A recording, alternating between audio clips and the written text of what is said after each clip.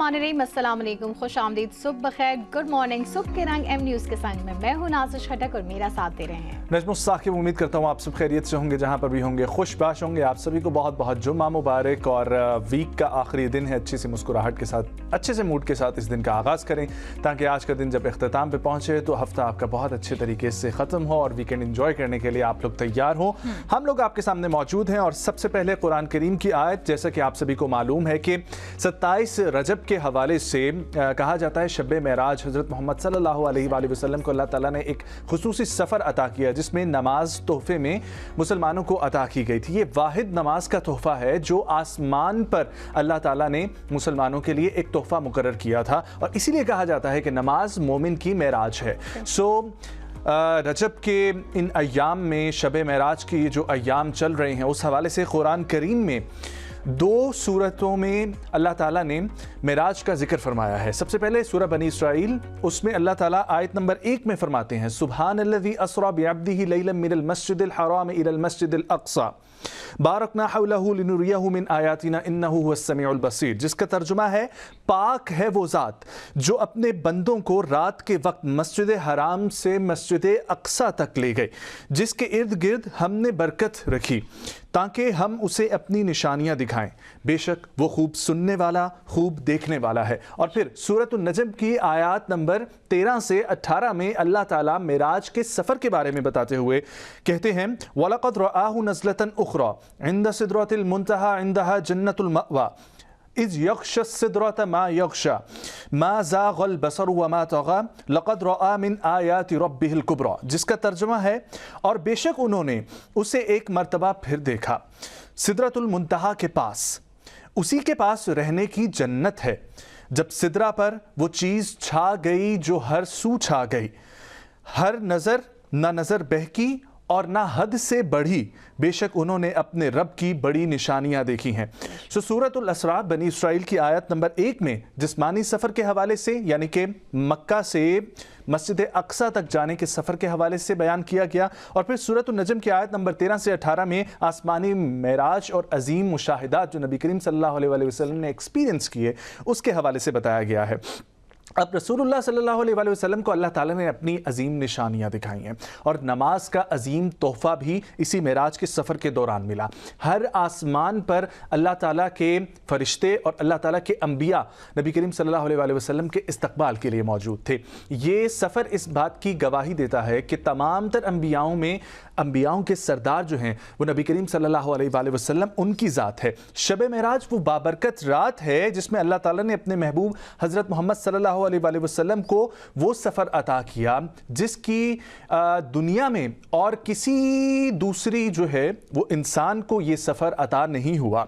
जब ज़मीन पर वक्त रुक गया, पूरे जहां का वक्त रुक गया, और अल्लाह ताला ने नबी करीम सल्लल्लाहु अलैहि वसल्लम को सिदरतुल मुंतहा से आगे लेकर गए, वो जगह जहां पर जन्नत है, वहाँ पर उन्होंने जन्नत का नबी करीम सल्लल्लाहु अलैहि वसल्लम को दौरा करवाया। जहन्नुम नबी करीम सल्लल्लाहु अलैहि वसल्लम को दिखाई गई। अपने तमाम तर अर्श का अल्लाह ताला ने नबी करीम सल्लल्लाहु अलैहि वसल्लम को दौरा करवाया, मस्जिद हराम से मस्जिद अक़सा तक। और फिर कुरान जिस तरीके से फरमाता है कि ना नज़र बहकी और ना हद से बड़ी, यानी रसूल सल्लल्लाहु अलैहि वसल्लम ने जो कुछ वहाँ पर देखा वो पूरे अदब, यकीन और अताअत के साथ देखा। तो शब मेराज हमें ये सिखाती है कि मुश्किल के बाद आसानी है। अल्लाह ताला अपने बंदों को बुलंदी अता फरमाते हैं, और जो अल्लाह से जुड़ जाता है वो कभी भी तन्हा महसूस नहीं करता। बेशक ऐसा ही है। और अल्लाह से कुर्बत जो है वो इंसान को हर किस्म की बीमारी से भी निजात दिलाती है, हर किस्म के बुरे काम से जो है वो दूर रखती है, और हमें हमेशा जो है अल्लाह से हिदायत की ही दुआ करनी चाहिए और बुरे कामों से पनाह मांगनी चाहिए। और ख़ास तौर पर इस चीज़ को आपने मलहूज़ खातिर रखना है कि नमाज इस सारे सफ़र का एक तोहफ़ा है जो मुसलमानों के लिए अता की गई है। तो कोशिश करें, बल्कि अपने आप को इसमें इतना जो है वो एफर्ट इसकी तरफ डालें कि आपसे कोई नमाज जो है वो रह ना सके। बिल्कुल ऐसे ही। और कल मैं इनफैक्ट इस पे एक वो भी देख रही थी कि देखिए सारी नमाज़ें, 5 नमाज़ों का जो मकासद है ना, उसको अगर हम देखें तो सुबह की नमाज का मकसद होता है फज्र की, जी इंसान को आवाज़ आती है कि जी सुबह हो गई है, सूरज निकलने को है, उठ जाओ, अपने कामों पे चले जाओ। दोपहर की जो नमाज होती है वो हमें यही बताती है कि जी थोड़ी सी सांस ले लो, सस्ता लो, खाना खा लो। तो ये सारी चीज़ें जो हैं ये इसी तरह जो है वो असर की नमाज है। सो सबका एक जो है एक मकसद है, वो आपको बताता है कि ये टाइम हो गया है, ये इस चीज़ का टाइम है। किसी दिन हम लोग इसके ऊपर भी बात करेंगे, हमारा पहला जो सेगमेंट है उसकी तरफ हम लोग बढ़ते हैं, लेकिन उससे पहले मैं आपको ये बताऊं किसी दिन इसके ऊपर भी बात करेंगे जो इस्लाम के 5 रुकन हैं, कलमा, नमाज, रोजा, हज, ज़कात, ये स्टेप वाइज ही हैं। और ये स्टेप वाइज क्यों हैं, इसके ऊपर भी हम किसी दिन जो है ना वो बात करेंगे। इसके अंदर पूरी अल्लाह की हिकमत है। लेकिन सबसे पहले बढ़ते हैं सुबह की खबर की तरफ। और सुबह की खबर में हमारे पास सबसे पहले खबर क्या है? सबसे पहले हमारे पास खबर है जी, पाकिस्तान के लिए अच्छी खबर है, हमारी एक्सपोर्ट्स में इजाफा देखने में आया है। और ख़ास तौर में जो पाकिस्तान की कल परसों भी हम बात कर रहे थे सर्जिकल इंस्ट्रूमेंट्स के हवाले से, पाकिस्तान के अद्वियात के हवाले से और तिब्बी आलात के हवाले से, तो उसमें पाकिस्तान की रिकॉर्ड बढ़तरी जो है वो देखने में आई है और एक्सपोर्ट्स में इजाफा देखने में आया है। ड्रग रेगुलेटरी अथॉरिटी पाकिस्तान के मुताबिक जो है उन्होंने एक एदाद शुमार जारी किए हैं 2025 के, जिसमें ये बताया गया है कि ड्रैब के एलामी के मुताबिक बरामदात में इजाफा हुआ है। ठीक है, रजिस्ट्रेशन के अमल में नया अमल जो है मुतारिफ करवाया गया था और उसकी इस्लाहात और निज़ाम में बढ़ती हुई शफाफियत की वजह से एक्सपोर्ट्स में इजाफा देखने में आया है। ड्रैब का कहना है कि तकरीबन 70% डिजिटल सारा निज़ाम को कर दिया गया है और मार्च 2026 तक 100% डिजिटलाइजेशन का हदफ रखा गया है। ड्रैब के मुताबिक FSC और कॉप जैसे सर्टिफिकेट्स 30 दिन के बजाय 5 दिन में अब जारी किए जाएंगे। और ड्रैब ने कहा है कि वन विंडो सहूलत और सरमायाकारी की फैसिलिटेशन में हमने इजाफा किया, जिसकी वजह से एक्सपोर्ट्स बढ़ती हुई नजर आ रही हैं। इलामे के मुताबिक अद्वियात का मयार यकीनी बनाने के लिए कौमी सतह पर क्वालिटी कंट्रोल लेबॉर्ट्रीज का नेटवर्क कायम किया गया है जो हर शहर में मौजूद होगा। इस चीज़ को मुमकिन बनाएगा कि पाकिस्तान से कोई भी चीज़ एक्सपोर्ट्स की क्वालिटी की अगर जा रही है तो उसकी वो तमाम तर क्वालिटी मौजूद हो कि वो किसी भी सूरत में डैमेजिंग ना हो। को जो है वो मलहूज़ खातिर रखते हुए, और ये ही कि पाकिस्तान की जो रिप्रेजेंटेशन है ऑल अराउंड द वर्ल्ड, वो जो है वो किसी तरह भी उसकी साख पर उंगली ना उठाई जा सके। So this is a very good step taken. बरामदात जितनी में हमारा इजाफा होगा और हमारी जो क्वालिटी ऑफ प्रोडक्ट है वो जितना बेहतर होगा, तभी हमारी जो है वो रिकॉर्ड मजीद आगे बढ़ता दिखाई देगा।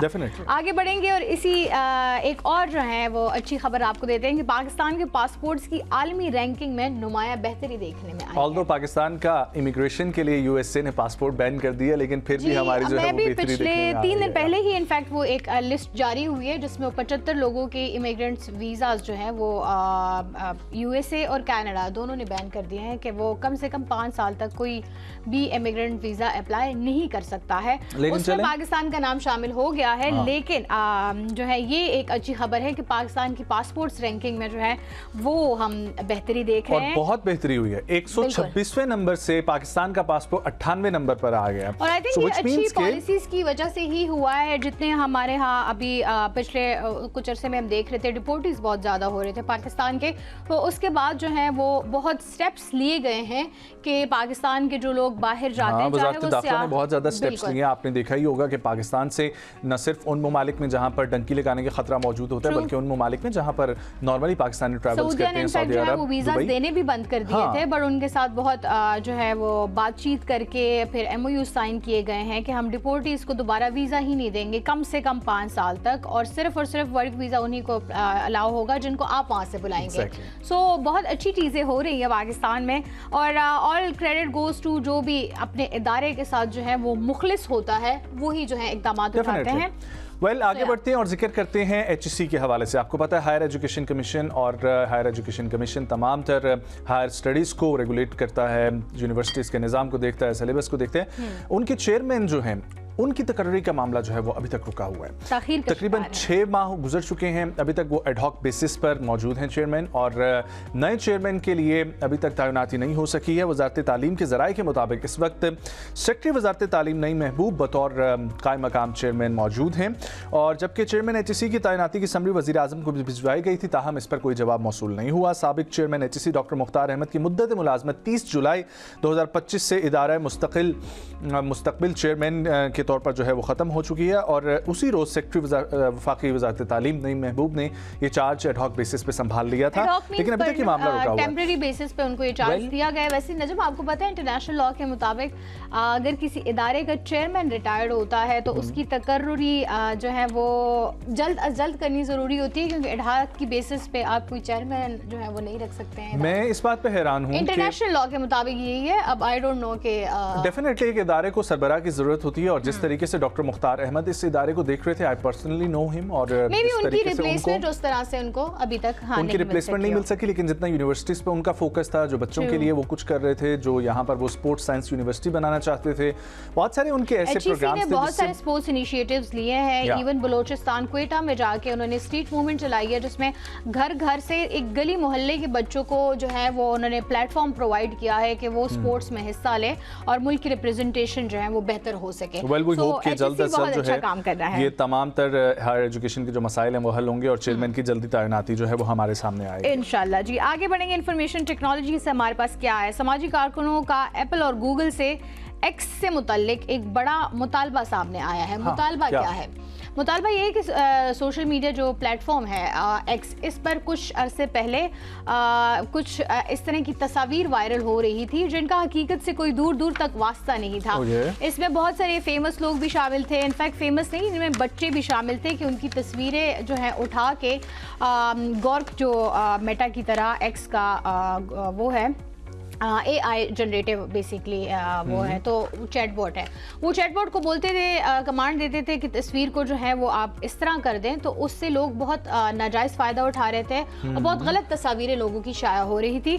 तो वुमेन राइट्स जो है कि एक्टिविस्ट और feminist group ultra violet, the national organisation for women, liberal group move on और पेरेंट्स टुगेदर की जानिब से उन्होंने मुतालबात दिए हैं और उन्होंने इस पर तशवीश का इजहार किया है कि ये एक बहुत ही शर्मनाक अमल भी है और साथ ही बहुत तशवीशनाक बात भी। आपका इस बारे में वैसे क्या कहना है नजम? क्योंकि देखिए कल भी हम इस बात पे बात कर रहे थे, AI जहां तरक्की की दौड़ में हमें आगे बढ़ा रहा है, वहां पर ही अगर हम देखें इसकी रेगुलराइजेशन का कोई अभी तक तरीक़ाकार नहीं आया हमारे पास। एग्जैक्टली, और ऐसी चीजें बहुत सारी हैं जो अब आपको अंदाजा ही नहीं होता कि ओरिजिनल वीडियो है या फेक वीडियो है। अब एक एनोनिमस बहुत सारे नुकसान होता है। एनोनिमस जो है किसी ने प्रोफाइल लेट्स सपोज बनाई है और वो इस तरह की कामों में शामिल है। यू नो व्हाट, कल मैं और मेरी वाइफ हम लोग बैठकर एक चीज़ पे फोकस करके एक अकाउंट को ये देख के सोच रहे थे कि ये AI जनरेटेड अकाउंट है या ओरिजिनल अकाउंट है, क्योंकि जिस तरीके से उसकी शेडोज भी आपकी बॉडी के, और आप जो बात कर रहे होते हैं, आपके हाथ जो हिल रहे हैं, जेस्चर जो मूव हो रहे हैं, उनकी शेडोज भी जिस तरीके से आ रहे होते हैं, it looks like completely real. तो बंदा एहसास नहीं होता कि ये AI है या क्या है। वेल, आगे बढ़ते हैं और जिक्र करते हैं जी स्पोर्ट्स के हवाले से। और स्पोर्ट्स में सबसे पहले हमारे पास ये है कि दूसरे वनडे में न्यूजीलैंड ने भारत को शर्मनाक तौर पर जो है वो शिकस्त देकर सीरीज जो है वो बराबर कर ली है। न्यूजीलैंड ने भारत को एक रोज़ा सीरीज के दूसरे मैच में 7 विकेटों से शिकस्त देकर सीरीज 1-1 से बराबर कर ली है। राजकोट में खेले गए मैच में भारत ने न्यूजीलैंड की दावत पर पहले बैटिंग करते हुए मुकर्ररा 50 ओवर्स में 7 विकेटों के नुकसान पर 248 रन स्कोर किए और भारत की जानिब से KL राहुल 112 रन बनाकर आउट हुए और उनके करियर की 8वीं सेंचुरी भी मुकम्मल हुई। कप्तान शुभमन गिल 56 और रविंद्र जडेजा 27, रोहित शर्मा 24, विराट कोहली 23 और नीतीश कुमार जो है रेड्डी उन्होंने 20, श्रेयस अय्यर ने 8 और हर्षित राणा ने 2 रन बनाकर आउट हुए। मोहम्मद सिराज 2 के इनफरादी स्कोर पर आउट हुए और इस तरीके से न्यूजीलैंड ने ये मैच जीतकर अपनी सीरीज को जो है वो बराबरी दे दी है। वैसे पता है मुझे बांग्लादेशी क्रिकेटर्स के नाम हमेशा बहुत मुश्किल लगते हैं। ओके, वो अभी आप लेंगी ना, आगे आ रहे हैं बांग्लादेश के हवाले से हमेशा से, because I used to be a sports presenter, तो जब भी मैं इनके नाम लेती थी ना, मेरे से कोई किसी न किसी के नाम की प्रोनाउंसिएशन में हमेशा गलती हो जाती थी। होते हैं वैसे उनके मुश्किल नाम ही होते हैं। आगे बढ़ेंगे जी। बांग्लादेशी क्रिकेटर्स का बायकॉट की वार्निंग, सियासी तनाज़ा ने स्पोर्ट्स इंडस्ट्री को हिलाकर रख दिया। उस दिन भी हमने इस पर बात की थी। बांग्लादेशी टीम जो है वो उनकी जो स्पोर्ट्स BCB है बेसिकली, उन्होंने बोला है कि जी वो नहीं जाएंगे।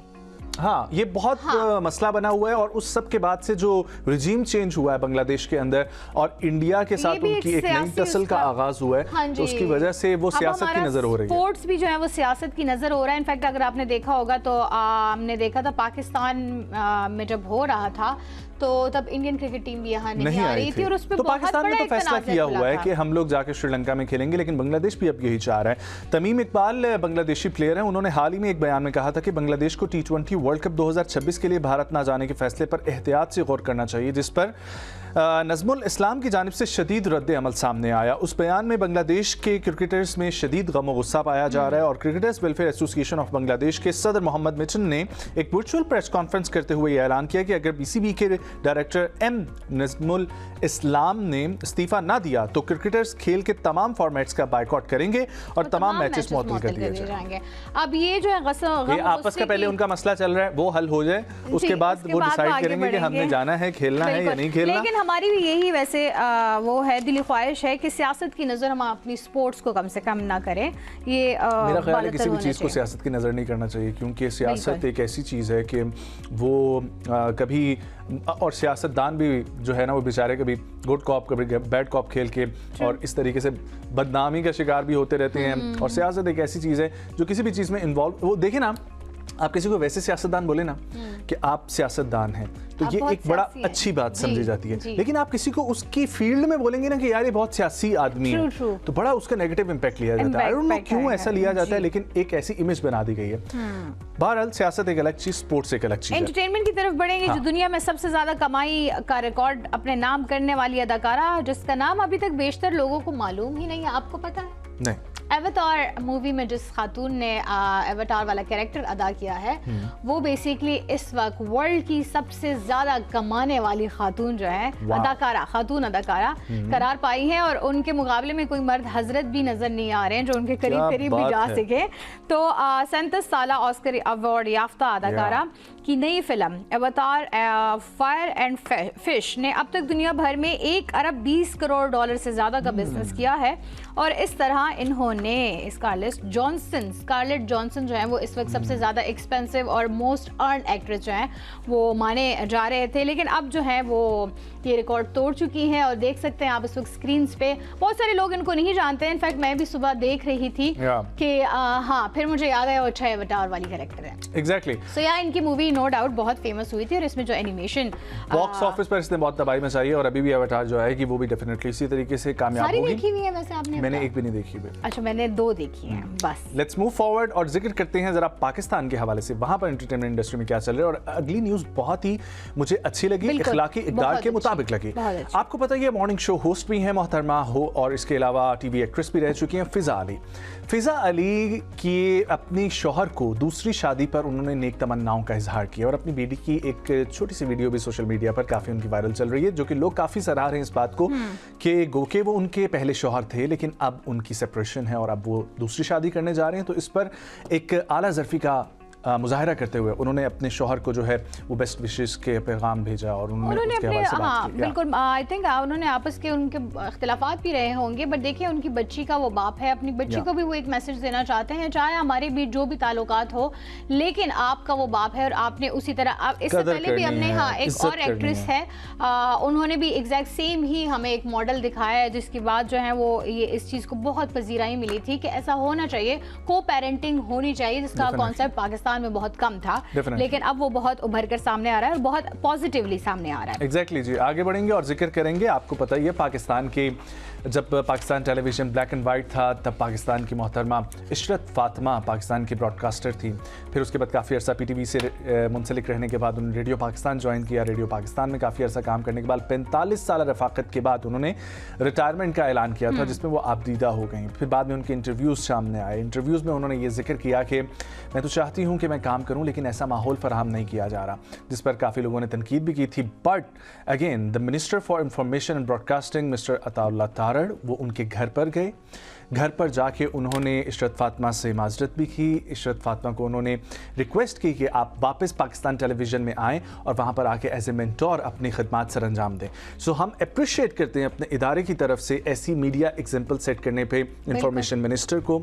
हम अप्रिशिएट करते हैं तमाम तर इंफॉर्मेशन की और पाकिस्तान टेलीविज़न या सरकारी TV की जो भी इंतज़ामिया है कि उन्होंने ऐसा स्टेप लिया, क्योंकि ये वो लोग हैं जिन्होंने एग्जाम्पल सेट की पाकिस्तान में ब्रॉडकास्टिंग की, जो बेसिकली और इन लोगों को हैं। वो खुद कह रही हैं कि मेरी रिटायरमेंट की एज है लेकिन मैंने सारी जिंदगी सीखा भी यही है और मैं यही सिखा सकती हूँ। तो अगर मेंटोरशिप का ऐसा प्रोग्राम है जिसमें वो जा रही हैं तो ये बहुत खुशाइन बात है और इसको तमाम तर लोगों को अप्रिशिएट ही करना चाहिए। और ये बहुत अच्छी बात है, हम बचपन से सुनते आए हैं इल्म देने से ही उसमें इजाफा होता है, तो उनके पास यही इल्म है, उनको देख देख के ही हम बड़े हुए हैं, उनको ही हमने हमेशा सराहा है, उन्हीं की तरह बनने की हमने ख्वाहिश रखी है, तो हम उनको अप्रिशिएट भी करते हैं और हम ये भी चाहेंगे कि उनकी जो दिली ख्वाहिश है मेंटोरशिप की, तो वो भी जो है उनको एक प्रॉपर बाकायदा जो है चैनल के थ्रू किया जाए। उनको किया ना, हाँ, ये विच इज वेरी गुड। हाँ, उन्होंने लिया है बट अभी तक उसका आगाज नहीं हो सका, सो वी होप। और जो कल शाम को तो जाके उन्होंने ऐलान किया एग्जैक्टली तो अब वो आगाज भी हो जाएगा जी, बाकायदा एक चैनल का आगाज होगा।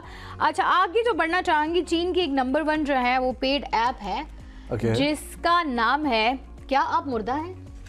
क्या आप मुर्दा हैं? जी, अब आप भी सोच रहे होंगे कि ये कैसी ऐप है। आजकल उन्होंने जिस वजह से ये किया है उसका बैकग्राउंड ये है कि आजकल हमारी जितनी जनरेशन है वो फोन्स पे लगी हुई तो है, लेकिन वो डिप्रेशन का शिकार क्यों हो रही है? क्योंकि मोस्टली लोग सोशलाइज करते भी हैं, बट द पॉइंट इज जो दिली एहसासात होते हैं, जज्बात होते हैं, ख्यालात होते हैं, वो आप उस तरह से शेयर नहीं करते हैं, और जिसकी वजह से लोग जो है वो लोनलीनेस के शिकार हो जाते हैं, तन्हाई पसंद हो जाते हैं और फिर वो बहुत सारे और मसाइल में घिर जाते हैं। तो ये एक ऐप उन्होंने इजाद की है जिसके जो एक पेड ऐप है, आपको पैसे दे के लेने पड़ेंगे, लेकिन उसके बाद आप उनसे हर मसाइल जो है अपने शेयर कर सकते हैं और वो आपसे बात भी जिस तरह एक थेरेपिस्ट होता है बेसिकली, बट इसके लिए आपको काउंसलिंग के सेशंस और अपॉइंटमेंट्स नहीं लेनी पड़ेगी, बल्कि आप ऐप के थ्रू अब ये बहुत आसान हो गया और बहुत पजीराई मिल रही है इसको, बहुत लोग पसंद कर रहे हैं और मेरे ख्याल से है भी एक बहुत अच्छी बात। डेमूमू का एक्चुअली नाम है इसका, डेमूमू के निस्बत से जो है ना वो ये नाम रखा गया है, व्हिच मींस के यू डेड, और इस हवाले से जो आप बात कर रहे थे एग्जैक्टली। सो ये था जी हमारा सुबह की खबर का सेगमेंट, यहाँ पर शामिल करेंगे एक ब्रेक, वापस आएंगे, हमारे पास गेस्ट मौजूद होंगे और उनसे बात करेंगे, कहीं मत जाएं, हमारे साथ रहें।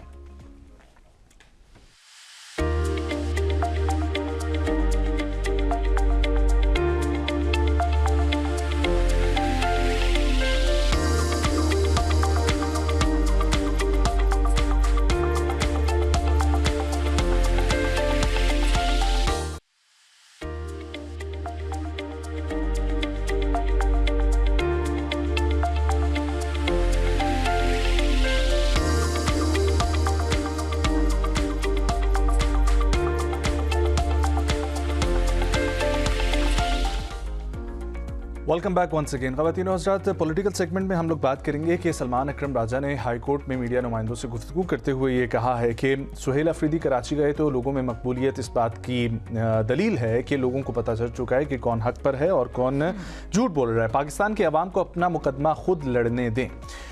दूसरी तरफ उन्होंने जिक्र किया 26वीं और 27वीं आईनी तरमीम के हवाले से भी, जहाँ पर उन्होंने कहा कि होशमंदी का तकाजा ये है कि बैठ कर बात की जाए।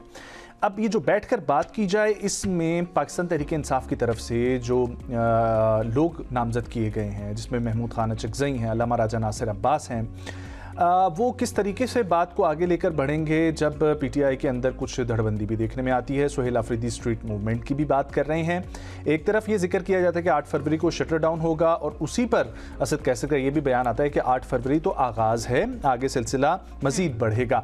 दूसरी तरफ हुकूमत किस हद तक सीरियस है बात करने के लिए पाकिस्तान तहरीक इंसाफ से, क्योंकि ये मामला हर हफ्ते सिर्फ और सिर्फ तूल पकड़ता जा रहा है, चाहे अपोजिशन लीडर की तकर्री का मामला हो, चाहे पाकिस्तान तहरीक इंसाफ के साथ बैठकर बात करने का मामला हो, चाहे बानिया पार्टी पीटीआई से उनके बहनों की, उनके पार्टी के लोगों की मुलाकात का मामला हो। सुहेल आफरीदी एक तरफ अपनी सियासत को लेकर चल रहे हैं, जहां पर उनकी नज़र बानी पीटीआई को बाहर निकलवाने के हवाले से है, स्ट्रीट मूवमेंट चलाने के हवाले से है, सूबे पर किस हद तक तवज्जो दी जा रही है। दूसरी जानिब अलीमा खान ये कहती हैं कि 8 फरवरी को जो कुछ होने जा रहा है वो बानी पीटीआई की ख्वाहिश नहीं है, उनकी तरफ से ये नहीं कहा गया, बल्कि अपोजिशन इत्तेहाद जो है वो उसकी तरफ से 8 फरवरी को शटर डाउन हड़ताल का कहा जा रहा है। अब ये मामला थोड़ा सा कंफ्यूजन का शिकार है, बहुत सारे केसेस हैं। हाँ, किसकी तरफ से जो स्टांस आ रहा है, किसका स्टांस ठीक है और एग्जैक्टली इसी के ऊपर बात करने के लिए पॉलिटिकल एनालिस्ट हमारे साथ वीडियो लिंक के जरिए मौजूद हैं, जनाब अली रजा शाफ साहब। अली साहब, बहुत शुक्रिया प्रोग्राम में ज्वाइन करने के लिए। Very good morning to you sir. सबसे पहले ये बताइएगा, सलमान अकरम राजा साहब का जो बयान है कि अवाम को अपना मुकदमा खुद लड़ने दें, अब ये अवाम अपना मुकदमा कहां पर लड़े? स्ट्रीट पर लड़ें, क्योंकि कि स्ट्रीट मूवमेंट चलाई जाए, शटर डाउन हड़ताल की जाए, क्या किया जाए, और इससे आपके ख्याल में ये जो सियासी बेदारी है वो आएगी या मुल्की आईनी निज़ाम पर जो है वो कोई असर जो है वो छोड़ा जाएगा? जी, बहुत शुक्रिया, आपने वक्त दिया। देखें, जो पॉलिटिकल मूवमेंट्स होती हैं उसमें सबसे ज़्यादा जिस चीज़ की ज़रूरत होती है पब्लिक के लिए, आवाम के लिए, वो क्लैरिटी होती है। और पाकिस्तान तहरीक इंसाफ के पास आज तक इस हवाले से क्लैरिटी नहीं आई। और जब से ये शफलिंग हुई है पाकिस्तान तहरीक इंसाफ में, सुहेल अफरीदी साहब आए हैं और क़यादत का फुकदान है, तब से लेके तो जो क्लैरिटी का मामला है वो बहुत ही ज्यादा कंफ्यूजन में चला गया है ना। आप ये देखें कि अलीमा खान अडयाला के बाहर खड़ी होकर ये कहती हैं कि जो ये 8 फरवरी का जो एहतजाज है, शटडाउन है, या क्या करना है हमने, ये हमारी कॉल नहीं है, इमरान खान साहब की कॉल नहीं है। इमरान खान ने सिर्फ सुहेल अफरीदी को ये कॉल दी है, ये हिदायत दी है कि आपने सिर्फ स्ट्रीट मूवमेंट को लेकर चलना है। अच्छा, और जो अपोजिशन इत्तेहाद है वो उसको भी समझ नहीं आ रही कि उन्होंने क्या करना है। और आप सुहेल अफरीदी साहब को देख लें, वो ये कहते हैं कि जो अपोजिशन इत्तेहाद कहेगा मैंने वो करना है, क्योंकि इमरान खान साहब ने असल जिम्मेदारी उनको दी हुई है। सर, आपकी बात थोड़ी बहुत हमें समझ आ रही है, बट द पॉइंट इज हमें पीटीआई की बात समझ नहीं आ रही है। कभी अलीमा खान साहिबा कोई बयान दे रही हैं, कभी बैरिस्टर गौहर साहब की तरफ से कुछ आ रहा है, तो कभी जो है वो सुहेल अफरीदी साहब स्ट्रीट मूवमेंट लेके अलग चल रहे हैं। अब किसकी बात कहाँ तक? अलीमा खान साहिबा ये कह रही है कि अवाम को अपना फैसला खुद करने दें, ठीक है, लेकिन साथ ही वो कह रही है शटर डाउन हड़ताल भी करना है, तो ये भी तो उनकी बात है। तो किस पे क्या बात पे यकीन की जाए, समझ कुछ नहीं आ रही। अली साहब, आप तक आवाज पहुंच रही है? जी, आप सवाल रिपीट कर दीजिएगा, कॉल आ गई। अच्छा, हम सर आपसे यही पूछना चाह रहे थे कि पीटीआई की तरफ से जो है बैरिस्टर गौहर साहब कुछ और कहते हैं, अलीमा खान साहिबा कुछ और कहती हैं, फिर जो है बात आती है सुहेल अफरीदी साहब कुछ और कह रहे हैं, स्ट्रीट मूवमेंट लेके चल रहे हैं। अलीमा खान साहिबा का अब कहना है कि आवाम को खुद फैसला करने दें, लेकिन साथ ही वो ये भी कह रही है शटर डाउन हड़ताल भी करना ही है। तो कहाँ गई फिर आवाम की बात? जी, यही तो बात है बेसिकली। एक तो क्लैरिटी नहीं है, दूसरी बात ये है कि ये जब तक आवाम को किसी एक जो बंदा मूवमेंट को लेके चलने वाला नहीं मिलेगा, आप इनके पास क़यादत का तो फुकदान है ना। आप देखें, कह रहे हैं ये जो अपोजिशन इत्तेहाद है ये कहेगा तो वो मैं कहूँगा। अपोजिशन इत्तेहाद को अलीमा खान कहती हैं जी इमरान खान साहब ने वो कहा ही नहीं है, वो इमरान खान साहब की तरफ देख रहे हैं और इमरान खान साहब से इनकी मुलाकातें बंद हैं। तो ये तमाम चीजें जो मिलके पीटीआई के लिए आप अच्छा, असल में वो एक और चीज जो है, इमरान खान साहब की जो दूसरी बहन है नौरीन खान नियाजी, वो ये कहती हैं कि किसी भी क़यादत की जरूरत नहीं है। अब ये जो मूवमेंट है ये बगैर क़यादत के चलेगी, और ये इतनी खतरनाक बात है कि बगैर क़यादत के जो मूवमेंट होती है वो आपको पता है वो सवाए तबाही के कुछ नहीं लाती। आपने बांग्लादेश का हशर देख लिया, आपने श्रीलंका का हशर देख लिया। तो पाकिस्तान तहरीक इंसाफ का मसला ये कि ये चाहते हैं कि क़यादत को के सामने भी किसी को ना कोई आए, और ताकि कोई अगर कल को मिस एडवेंचर हो जाए 9 मई वाला, तो किसी के सर पे जिम्मेदारी ना आए और खुद ही तमाम चीजें।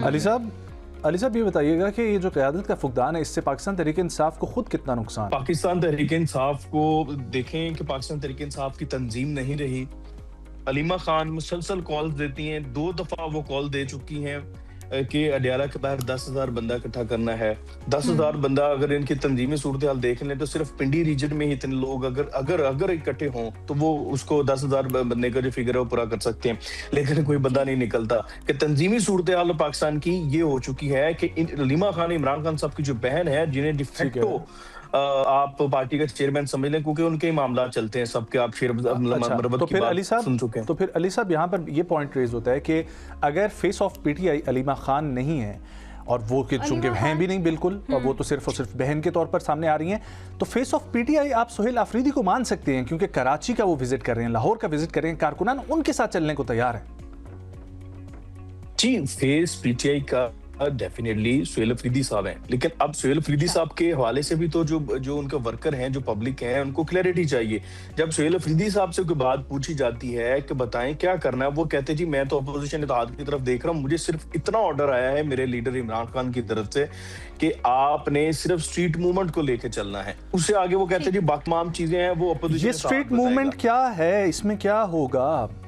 ये सिर्फ मोबिलाइज करना है आवाम को? स्ट्रीट मोबिलाइज मोबिलाइज करना है लोगों को, एक्सलरेट करना है, जिस तरीके से आपने लाहौर में देखा लोगों से, पब्लिक जो है वो उनसे इंस्ट्रक्शन करना है, ताकि एक मोमेंटम चेक किया जा सके कि कल को बहुत बड़ी कॉल दी जाती है मुल्क को बंद करने की, कोई शटर डोर की या किसी लॉन्ग मार्च की, तो उसके हवाले से पास कोई अपनी कैपेसिटी का तो हिसाब, क्योंकि 9 मई के बाद तो पाकिस्तान तहरीक इंसाफ को आपने देखा ही है कि कितने को लोग निकलते हैं, लेकिन दूसरी तरफ ये टेस्ट ये भी कहना है कि 8 फरवरी की जो कॉल है वो बेसिकली एक जहाद की जदोजहद की शुरुआत है, मतलब ये हतमी वो नहीं है कि बस सिर्फ हमने हड़ताल करना है, ये शुरुआत है। तो ये किस चीज की शुरुआत है? बहुत क्योटिक सिचुएशन नजर आ रही है। देखिए 8 फरवरी का मतलब ये नहीं कि फाइनल कॉल को देने जा रहे हैं, पहली बात तो ये हमें समझ लेनी चाहिए। वो चूंकि वहाँ 8 फरवरी 2024 जो इलेक्शंस थे वो बेसिकली उसको लेकर एक चल रहे हैं, सिंबॉलिकली इन्होंने कुछ थोड़ा बहुत करना चाहते हैं, लेकिन फाइनल कॉल तो 8 फरवरी को बिल्कुल ना देने की पोजीशन में है, ना अभी इतनी तैयारी है। और ये लेकिन इनकी कोशिश होगी कि उस दिन कोई अच्छा पावर शो लग जाए ताकि इनको अपने मोमेंटम का पता चल जाए। लेकिन जो असल फाइनल कॉल है, जिस मकसद के लिए इमरान खान साहब ने सुहेल अफरीदी साहब को तैनात किया है, वो उसको लेके चलेंगे, वो उसी की तैयारी में कर लगे हुए हैं। और वो फाइनल कॉल जो भी आएगी वो केपी से आएगी और वो सुहेल अफरीदी देंगे और उसको लीड भी केपी ही करेगा। और वो लॉन्ग मार्च भी हो सकता है, मेरे ख्याल लॉन्ग मार्च कम, और ये तमाम तो अली साहब केपी की सरहदें बांध सकते हैं। तो अली साहब, दूसरी एक महाज पर आप स्ट्रीट मूवमेंट चला रहे हैं, मुझे बिल्कुल समझ में आती है कि एक पॉलिटिकल पार्टी मोबिलाइज करने के लिए अपने कारकुनों को ये कर रही है, which is a right and वो उनका हक है। दूसरी जानिब महमूद खान अचकज़ई साहब और अल्लामा राजा नासिर अब्बास साहब, ये अपोजिशन इत्तेहाद जो है जिसको इमरान खान साहब ने जिम्मेदारियाँ सौंपी हैं, वो मामला कहाँ तक पहुँचा? वो आगे क्यों नहीं बढ़ पा रहे हैं? हुकूमत के साथ मुज़ाकरात क्यों नहीं हो पा रहे? वो बिल्कुल नहीं होगा। मैं आपको आज बताऊं, वो बैल जो है मंडे कभी नहीं चढ़े की सबसे बड़ी वजह ये कि आपने देखा पिछले दिनों में एक छोटी सी एक्सरसाइज हुई, राना सनाउल्लाह साहब ने टीवी पे बैठ कर ये बताया कि मैंने महमूद अचकज़ई साहब को ये कहा कि आए आपकी मैं वजीर आजम से मुलाकात करवाता हूँ। अब जब वजीर आजम से मुलाकात करवाना, ये देखे असेंबली जो क़यादत उनके पास ही है, ये बहुत बड़ा एक ब्रेक थ्रू था। और महमूद अचकज़ई ने ये कह के मना कर दिया कि भाई मैं मुलाकात करूंगा तो मेरी तो पीटीआई से छुट्टी हो जाएगी, मैं अपोजिशन लीडर का ओहदा भी नहीं ले पाऊंगा और जो अपोजिशन इत्तेहाद की सरबराही है ये भी मेरे से ले ली जाएगी।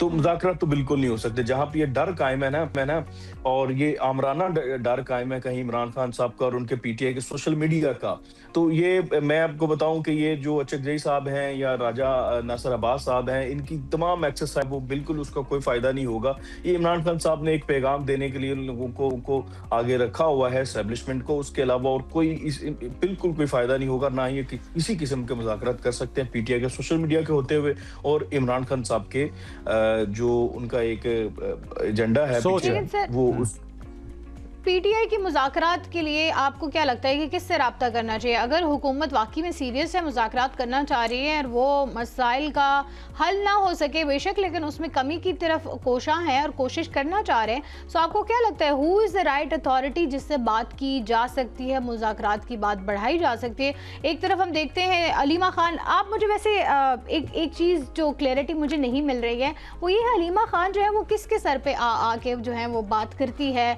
और उसका रुख ही बदल देती है सियासत का, जो उनकी पीटीआई की सियासत होती है?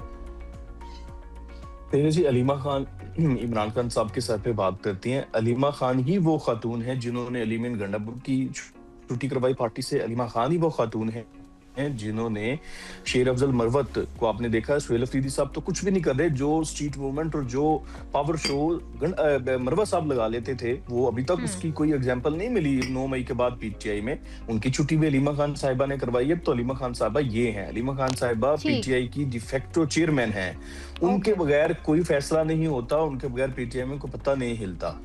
तो अलीमा खान साहिबा की ये हैसियत है पार्टी के अंदर। वो तो आप मुज़ाकरात की बात, आपको लगता है कि फिर अलीमा खान के थ्रू ही पॉसिबल हो सकेगी, उनको अप्रोच करना चाहिए? इमरान खान साहब के अलावा मुज़ाकरात पे कोई बात नहीं हो सकती और इमरान खान साहब मुज़ाकरात पर आएंगे नहीं, क्योंकि रियासत का मौक़िफ़ ये है कि पहले आपको 9 मई पे गिल्ट का इज़हार करना पड़ेगा, अफसोस करना पड़ेगा, माफ़ी माज़रत करनी पड़ेगी, मानना पड़ेगा कि आप लोगों ने 9 मई किया, उसके बाद ही आपको सियासी दायरे में वापस आ सकते हैं। और वो इन्होंने करना नहीं है। और मेरा नहीं ख्याल कि ये डेडलॉक हमेशा कायम रहना है जब तक इस मामले पे कोई पेशरफ्त नहीं होती। तो इमरान खान साहब के अलावा कोई मुतालबा आपको जो है, अगर हालात की और वो कशीदा पेचीदगी को कम करना चाहते हैं, तो क्या उनको अपना ये मुतालबा बदलना पड़ेगा या आया PTI जो है वो ये मुतालबा मानने को तैयार हो जाएगी? देखिए, रियासत कभी भी पीछे नहीं हट सकती इस मामले पे, क्योंकि 9 मई को रियासत समझती है कि रियासत के सीने पे दाग है, तो रियासत चाहती है। जी बिल्कुल, आप सही दुरुस्त फरमा रहे हैं सारी बातों के, लेकिन अली साहब तो थोड़ा सा आप एक तरफा मौक़िफ़ की बात कर रहे हैं। आपको नहीं लगता हुकूमत की भी कोई रिस्पॉन्सिबिलिटी बनती है? वज़ीर आज़म से अगर मुलाकात है तो मामलात को हल करवाना है, they are sitting in the government, ये अगर चाहते हैं कि असम्बलियों का माहौल चले तो हुकूमत को दोबारा से पहल करनी चाहिए, आगे बढ़ना चाहिए, और हुकूमत को चाहिए कि मुज़ाकरात के टेबल पर लाने के लिए हर मुमकिन कोशिश की जाए। देखिए, हुकूमत ने अगर देखा जाए तो मैं किसी की साइड बिल्कुल नहीं ले रहा, मैं बल्कि दोनों तरफ से आपको बता रहा हूँ कि आप देखें कि वज़ीर आज़म साहब ने जैसे ही हलफ उठाया तब भी उन्होंने असेंबली में कहा कि आए मुज़ाकरात करें। उसके बाद 2-3 दफ़ा वो असेंबली ही एक वो फोरम है, जमहूरी फोरम है, जहाँ पे ये बात की जा सकती है और जिसकी सबसे ज़्यादा ऑथेंटिसिटी होती है, जिसकी सबसे ज़्यादा वैल्यू और वक़्त होती है। वहाँ पे उन्होंने खड़े होकर कहा कि आए आके मुज़ाकरात करते हैं। जो PTI बात करती है लहजे में जवाब दिया। उसके बाद एक और नई कोशिश हुई कि आपके जो इत्तेहाद के सरबराह हैं, जिनको आपने तमाम जिम्मेदारियां दी हैं अवाम के सामने, उनको कहा कि आए आपकी वज़ीर आज़म से मुलाकात करवा देता हूं। इससे बड़ी कोशिश और क्या होगी? ठीक है, गवर्नमेंट और क्या करे? तो अली साहब, आपको लगता है कि ये पाकिस्तान तहरीक इंसाफ जो है ये मुज़ाकरात पर नहीं आ रही है, इनकी अपनी गलती की वजह से ये लोग जो है वो नहीं आ रहे, तो आगे फ्यूचर क्या देख रहे हैं कुछ अरसे में पाकिस्तान तहरीक इंसाफ का, और ये सियासी माहौल की अनस्टेबिलिटी किस तरीके से ख़त्म हो सकती है?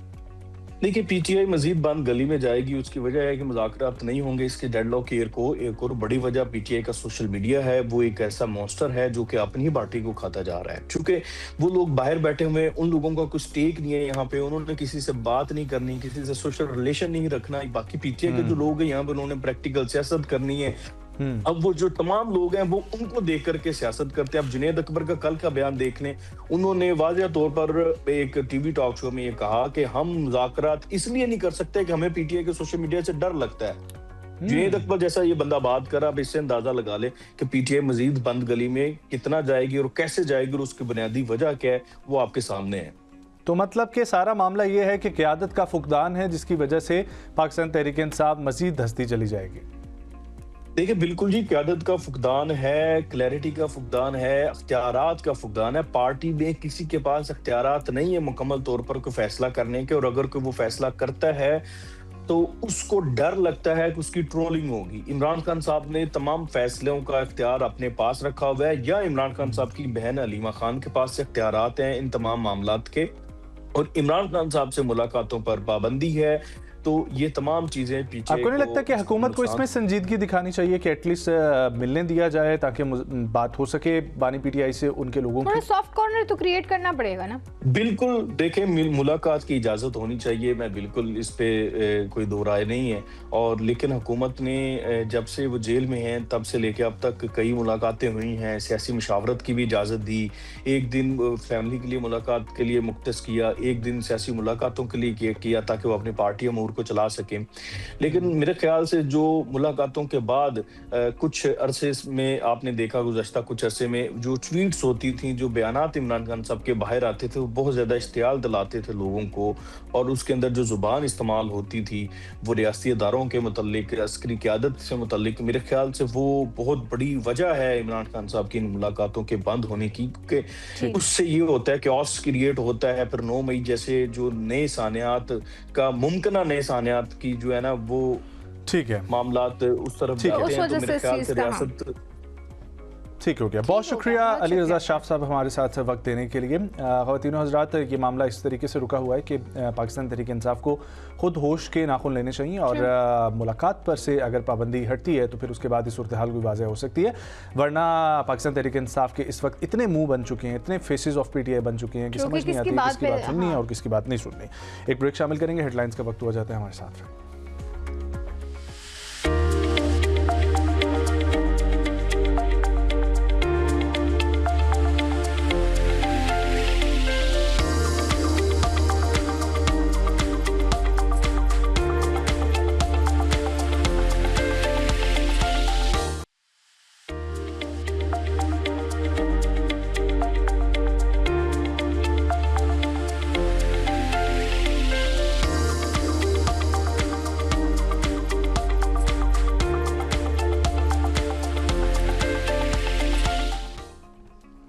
Welcome back once again. इससे पहले कि हम लोग अगले सेगमेंट की तरफ बढ़ें ऑल दो हमारे साथ गेस्ट भी मौजूद हैं और हमारा नेक्स्ट टॉपिक है डाइट एंड न्यूट्रिशन के हवाले से, लेकिन उससे पहले आपको एक पैकेज दिखाएंगे जो हमारी टीम ने तैयार किया है।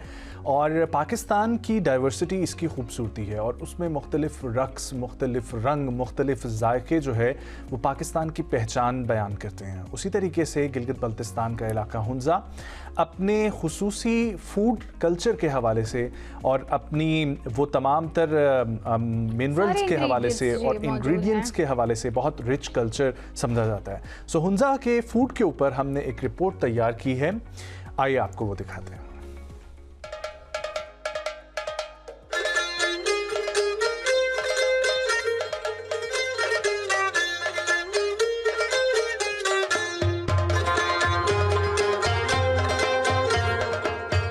खाने तो बहुत खाए होंगे, चाइनीज, इटालियन, कॉन्टिनेंटल, मगर आज हम एक ऐसी जगह पर मौजूद हैं जहां पर हुंजा की हमें मिलती है रिवायत, खाने, जायके और खुशबू, वो भी एक ही छत तले।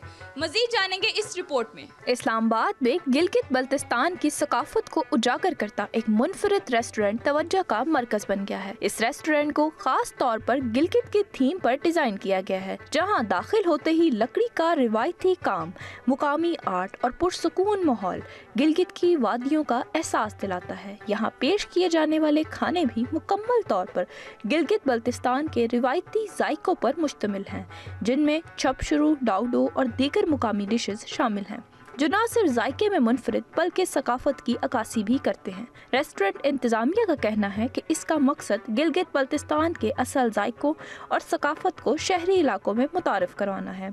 हमने पूरा जो है इंटीरियर का थीम हमने हुंजा के हिसाब से दिया हुआ है। हमारी सीलिंग देखें, आप वॉल देख लें, तो हर एक चीज़ जो है ना हुंजा से जो है ना हमने जो है ना पूरा एक मिनी हुंजा समझ ले। फूड जो है ना जितने भी हमारे ट्रेडिशनल फूड है, जैसे कि हमने सबसे पहले यहाँ पे रिप्रेजेंट कराया याक, ठीक है। इसके अलावा जो है ना उसमें याक में बहुत मुख्तलिफ किस्म के डिशेस हैं, जैसे कि छप शुरू है, देन उसके बाद है डम्पलिंग्स है, स्टैक्स हैं, बर्गर्स है। तो सारा मेन्यू हमारा जो है ना हुंजा का है। ड्राई फ्रूट्स भी हमारे पास अवेलेबल हैं, जो बंदा हुंजा नहीं जा सकता यहाँ पे आके ड्राई फ्रूट जो है ना अपने साथ लेके जा सकता है। जो हमारा योग आता है वो भी हमारा खुंजराब से आता है। उसके बाद जो ये कैफे बेस्ड है, हुंजा थीम बेस्ड है। इसके आप ऊपर छत पे देखेंगे 5 लहरें हैं, बीच में सिगोम जहाँ से रोशनी आती है ये, और दीवारें आप इसकी देखेंगे तो ये दीवारें हैं मड से बनी हुई हैं। और ये इस तरह के कैफे पूरे पाकिस्तान में नहीं, एक्सेप्ट हुंजा और नॉर्दर्न एरिया में है, बट पूरे पाकिस्तान में इस तरह इस थीम बेस्ड कोई कैफे है ही नहीं। हुंजा के का जो फूड कल्चर है उसको इस्लामाबाद में डिस्प्ले करना एक बहुत बड़ा कारनामा है। कैसे जाती मेरे बदन से बीते लम्हों की खुशबू, ख्वाबों की इस बस्ती में कुछ फूल मेरे हमसाए थे। और जो फूल उनके होते हैं, जो उनकी यादें हैं, जो माजी में उनकी वाबस्तगी, जो खुराक में जो इनिशियल जो न्यूरल पाथवेज उनके इस्टेब्लिश होते हैं, वो बहुत ज़्यादा अहमियत रखते हैं। और ये इस्लामाबाद के बिल्कुल वस्त में है, हार्ट ऑफ इस्लामाबाद में है। जब भी आप अपने जज्बात को गर्मा गर्म करके यहाँ डी चौक के करीब आए, तो साथ ही जो हुंजा टाउन है उसके खुराक की गरमाश भी ज़रूर अपने बदन में लें, और ये एक बड़ा पॉजिटिव साइन है। सियाहत और सकाफत के फ़रोग़ के लिए ऐसी काविशें खुश आइंद हैं जो एक छत तले जायके और सकाफत को जोड़ती हैं। हुंजा के लोग बहुत ज़्यादा मेहमान नवाज होते हैं। लोग यहाँ पर आकर इनका फूड और एनवायरनमेंट बहुत ज़्यादा इंजॉय करते हैं। कैमरामैन आशिर भट्टी के साथ Noorulain, M news, Islamabad. Thank you Noorulain, वाह क्या बात की आपने। और वाकई में मुझे भी मेरी भी वो यादें ताज़ा हो गई जब मैं हुंजा गई थी।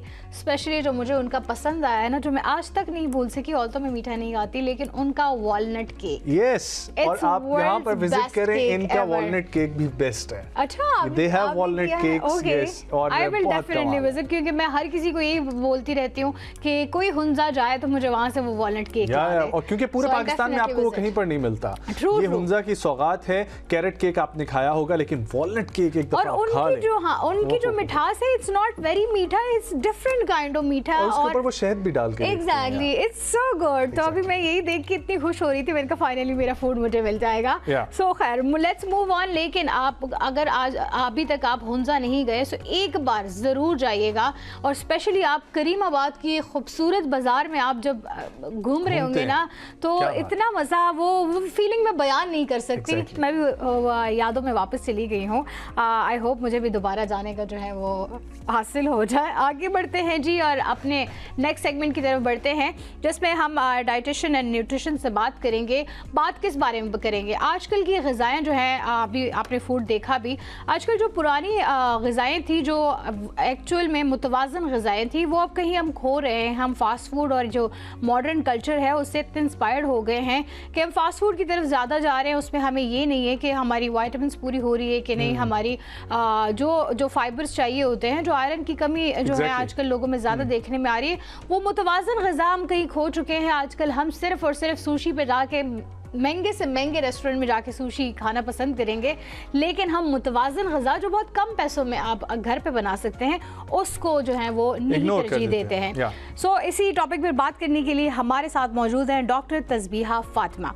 उनसे बात करते हैं कि कितनी ज़रूरी है मुतवाज़न ग़िज़ा। अस्सलाम वालेकुम। अस्सलाम वालेकुम जी। कैसी हैं आप डॉक्टर साहब? ठीक है डॉक्टर साहब, बताइए मुतवाज़न ग़िज़ा जो है वो किसी बॉडी के लिए कितनी ज़रूरी है, और ये मुतवाज़न ग़िज़ा किन किन जो है वो उसका कॉम्बिनेशन होता है? ओके, सो हम इसमें बात करते हैं बैलेंस डाइट की। आपकी लाइफ में बैलेंस डाइट बहुत ज़रूरी है, जिसके लिए हम आपको बोलते हैं कि आप 5 स्मॉल एंड फ्रीक्वेंट मील लें, जिसमें आप अपने प्रोटीन की इंटेक रखें, कॉम्प्लेक्स कार्बोहाइड्रेट रखें, हेल्दी फैट्स रखें, फाइबर इंटेक रखें, फ्रूट्स रखें, ताकि आपकी जो एक बैलेंस डाइट है वो कंप्लीट हो जाए और आपको विटामिन्स मिनरल्स सिर्फ जाना ही ना पड़े, आपको वहीं से ही सारे आपके विटामिन्स एंड मिनरल्स वहीं से ही मिल जाए। सो हम करते हैं 5 फ्रीक्वेंट मील्स। हम पहले आपको देते हैं ब्रेकफास्ट, जिसमें हम कहते हैं कि start your day with a protein, कि प्रोटीन आप ज़्यादा इंटेक करें। उसके बाद हम आपको, अब आपने साथ साथ डॉक्टर साहिबा ये भी बताते रहना है कि क्या ऑप्शंस हो सकते हैं हमारे पास ब्रेकफास्ट में, ब्रंच में, लंच में? ओके, सो हम ब्रेकफास्ट में ज़्यादातर बोलते हैं कि स्टार्ट हेल्दी ब्रेकफास्ट क्या? ओके, हेल्दी इज़ लाइक कि आप 2 एग्स ले लें, ठीक है, आप बॉइल्ड ले लें, फ्राई अगर आप कर रहे हैं तो कीप इट लो, मतलब आप उसमें ऑयल कम ही डालें, ठीक है। ऑमलेट आप ले सकते हैं, ऑमलेट में आप में वेजीज डाल सकते हैं, सारी टमाटोज एंड अनियन ये सब डालेंगे तो उससे हेल्दी एक ऑमलेट आप बना सकते हैं। अच्छा, हम कहते हैं बेसिकली कि आप अपने हैंड साइज की चपाती खाएं, ठीक है, ब्रेकफास्ट में, ठीक है, वो भी होल ग्रेन की, अपने हैंड साइज की, बट 6 इंचेस भी हम इसको बोल सकते हैं। लेकिन अगर आपके पास ऑप्शन नहीं है, आप चपाती ज़्यादातर लोग नहीं इसको प्रेफर करते, नहीं दिल करता उनको, तो हम बोलते हैं आप 2 स्लाइस ऑफ ब्रेड लें, ब्राउन ब्रेड की या होल ग्रेन ब्रेड ले सकते हैं आप, ठीक है। ये आपका एक ब्रेकफास्ट हो गया। और टी अगर आप ले रहे हैं तो हाफ कप टी लें विदाउट शुगर, बिल्कुल शुगर, से नो टू शुगर। अब शुगर का अल्टरनेट, अच्छा शुगर का अल्टरनेट, हाँ बताइए।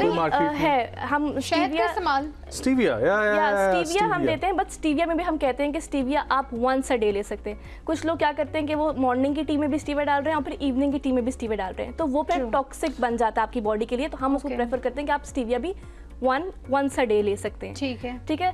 तो अगर आप बगैर चीनी की चाय नहीं पी सकते तो हम आपको ये बोलते हैं कि आप स्टार्ट विद अपनी स्पून्स को थोड़ा कम कर दें, लाइक हाफ स्पून डालना स्टार्ट करें, फिर आहिस्ता आहिस्ता आप उसको छोड़ सकते हैं। सो टी भी लेनी है तो आपने 30 मिनट्स तक ही उसके बाद लेनी, ताकि आपके न्यूट्रिएंट्स अच्छे से एब्जॉर्ब हो जाए। आपने प्रोटीन लिया है। अच्छा, डायरेक्ट नाश्ते के साथ ही चाय नहीं उसको भी हम कहते हैं कि नहीं, क्योंकि आपके जूस ले सकते हैं नाश्ते के साथ। नहीं, हम जूस रिकमेंड नहीं करते।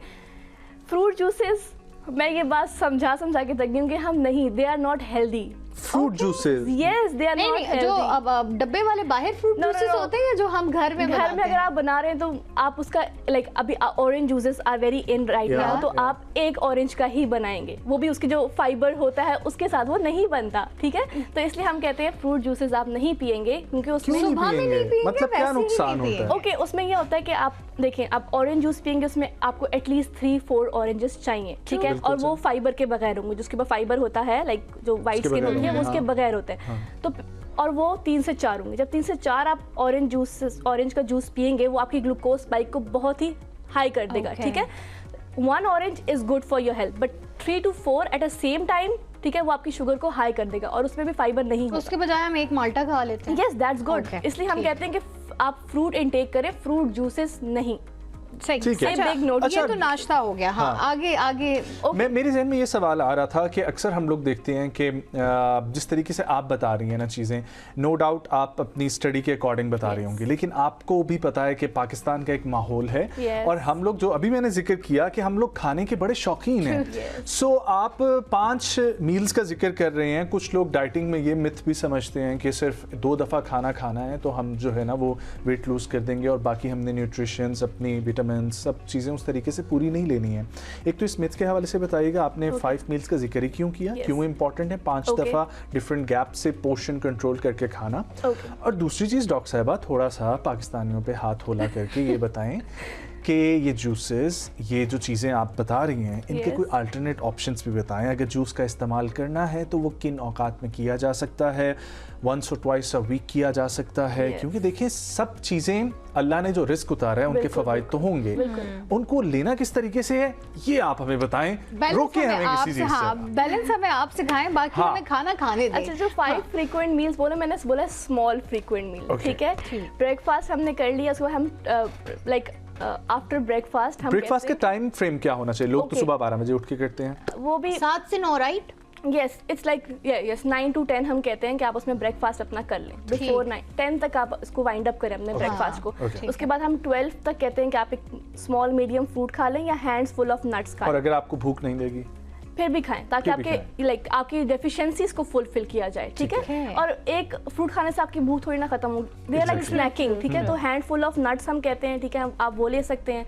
उसके बाद हम लंच पे आते हैं। अच्छा, लंच और डिनर में हम ये कहते हैं कि आप लोग या तो लंच में कार्ब्स ले रहे हैं तो फिर आप ब्रेकफास्ट में कार्ब्स अवॉइड करें, ठीक है। अगर आप लंच में नहीं ले रहे हैं, अगर आप ऑफिस गोइंग हैं, आपने कोई चाट बना ली है, कुछ आपने वैसे खा लिया है लंच में, तो फिर आप डिनर में एक कार्ब्स का इंटेक कर सकते हैं, ठीक है। आपने लंच कर लिया, उसका सैलेड खानी है, आपने दही का यूज़ कर लें, 6 to 7 स्पून आप दही ले लें, ठीक है, वो भी ज़रूरी है कैल्शियम इंटेक के लिए आपकी। उसके बाद आप इवनिंग स्नैक में हम बोलते हैं कि ठीक है, आपको अगर 1 कप ऑफ टी लेना है आप वो लें। उसके बाद आप कोई हेल्दी लाइक प्रोटीन इंटेक, कुछ शामी कबाब खा लें या कुछ मतलब बिस्किट बेसिकली नहीं, बिस्किट नहीं खाना। अगर बिस्किट आपने बहुत खाने भी हैं तो हम बोलते हैं शुगर फ्री, ठीक है, वो भी 1 biscuit digestive, yes 1 to 2 biscuit आप खाएं, उससे ज्यादा आप नहीं खाएं, ठीक है। सारा कुछ तो उन्होंने हम पे बंद कर दिया है, यही तो काउंसलिंग है, ये हम अपने क्लाइंट्स पेशेंट्स को यही समझाते हैं और बहुत लोग इससे कहते हैं कि आपने सब बंद कर दिया। अच्छा, चलिए लंच के बाद फिर क्या टाइम आता है? सपर का टाइम आता है या किसका टाइम आता है? आपने लंच के बाद हम फिर एक स्नैकिंग करते हैं, ठीक है। वो कितने बजे? 5 बजे, 6 बजे? 5 to 6 जो आपके शाम चाय के टाइम जो होता है, ठीक है, उसमें हम तो उस वक्त आप हमें चाय पीने दे रही हैं? यस, आप ले सकते हैं हाफ कप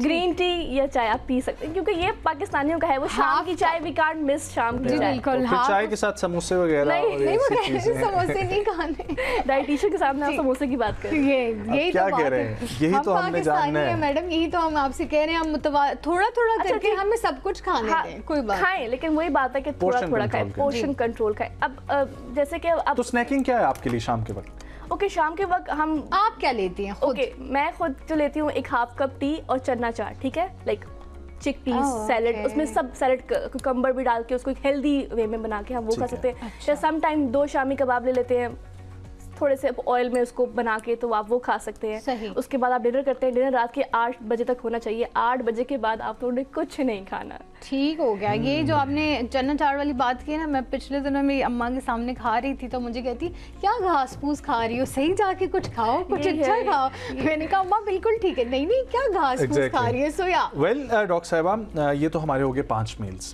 अब वो जो मिथ है कि 2 दफ़ा खाना खाने से हमारा वज़न कम हो जाएगा, खाना छोड़ देने से हमारा वज़न कम हो जाएगा, और अगर वज़न कम करने की हम बात नहीं करते, हम फैट कंट्रोल की बात करते हैं, कि क्या ये पॉसिबल है कि आप सिर्फ 1 मील लें, 2 मील्स लें? ठीक है, जो लोग करते जैसे बहुत सारी एक्ट्रेसेस हैं वो वंस अ मील पे पूरी जिंदगी चलती हैं, ऐसा ही है। अच्छा, तो ऐसा है ना कि अगर आप मील ले रहे हैं, 2 मील पर अ डे ले रहे हैं और आपका वेट भी कम हो रहा है, तो आप लोग तो कहते हैं कि वाओ हमारा तो वेट लॉस हो गया, लेकिन वो आपका वेट लॉस हुआ है, वो आपका फैट लॉस नहीं हुआ। So there is a big difference between fat loss and weight loss, ठीक है। हम खुद कैसे आइडेंटिफाई करेंगे कि हमारा वेट लॉस हुआ है, फैट लॉस? फैट लॉस जो है वो जल्दी वापस नहीं आता, लेकिन वेट लॉस जो है वो फौरन वापस आ जाएगा। अगर आप इसको छोड़ देंगे ना, यू विल से कि हाँ मैंने गोल अचीव कर लिया, अब तो मैं सब कुछ खाऊंगा, 3 मील चलो खा लेता हूँ, तो फौरन आप देखेंगे आपके 2 to 3 kgs वापस गेन हो जाएगा। ट्रू। तो ये बहुत जल्दी वापस गेन होता है, बहुत जल्दी होता है। तो ये वेट लॉस है, हमने वेट लॉस नहीं करना, हमने फैट लॉस करना लॉन्ग टाइम के लिए।